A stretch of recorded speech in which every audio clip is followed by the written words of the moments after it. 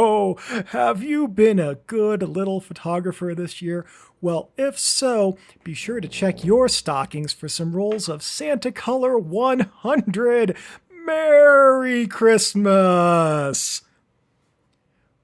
Well, thank you for that amazing intro, Santa. And now, let's jump on into another of the experimental new all-about film formats, what I'm calling the brief. I probably should have called it something about film instead. This format takes a preset number of rolls of film and will turn the results from that preset number of rolls into a video. For this video, I shot 10 rolls of SantaColor 100. We'll look at some general tips to use it, image character, and then I'll get to my review.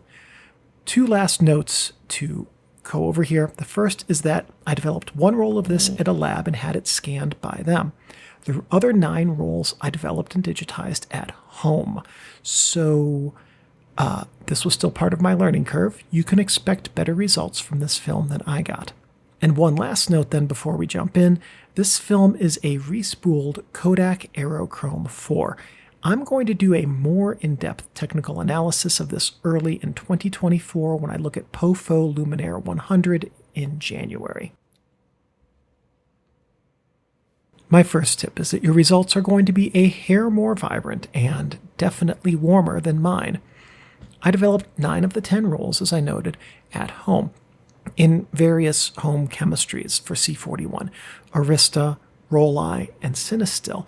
Also, I developed them over multiple tanks. If you have not yet developed C-41 at home, there's a limit to how many rolls of film or roll of film equivalents you can do per chemistry batch.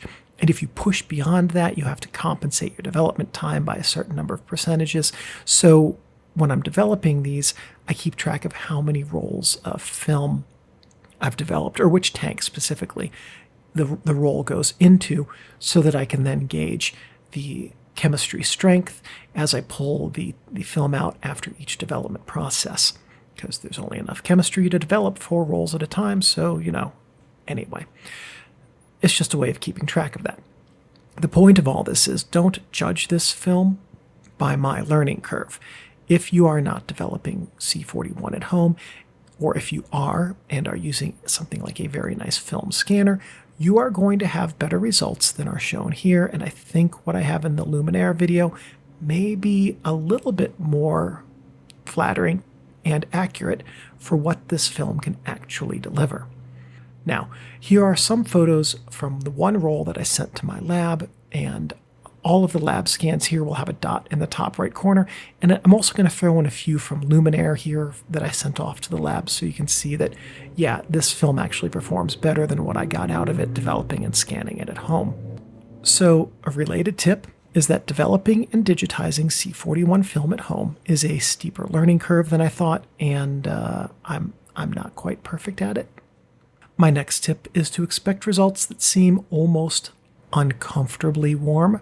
This is just a character of this film, and you're going to need to embrace that if you want to enjoy this stock. My last tip is that this film sometimes exhibits a red glow of light passing through the cassette's felted opening and fogging the film through the sprocket holes. This is not just SantaColor, this is Aerochrome IV writ large. So just know to expect that on your first few shots of each roll that you use of any of the Aerochrome IV respools. I've had that happen with both of the brands of Aerochrome IV respool that I've used. Of the Aerochrome IV respools on the market, honestly, SantaColor is the one I would buy again. Now we're going to take a much more in-depth look at this stock in a few weeks with the PoPho Luminare 100 all about film. But the reasons I recommend SantaColor 100 are that the cassettes they use are reused. The packaging is all paper, and there is no plastic in use except with the film base. The other respools I'm aware of use plastic cassettes and plastic film tubs. So what SantaColor 100 represents is a way of looking at recycling and reuse in the film industry, and a method by which film waste can be reduced dramatically.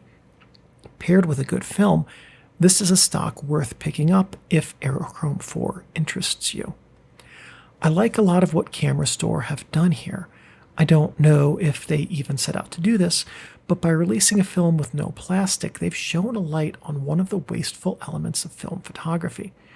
I see SantaColor as a call to action for the other filmmakers to stop using plastic tubs and to switch over to cardstock boxes.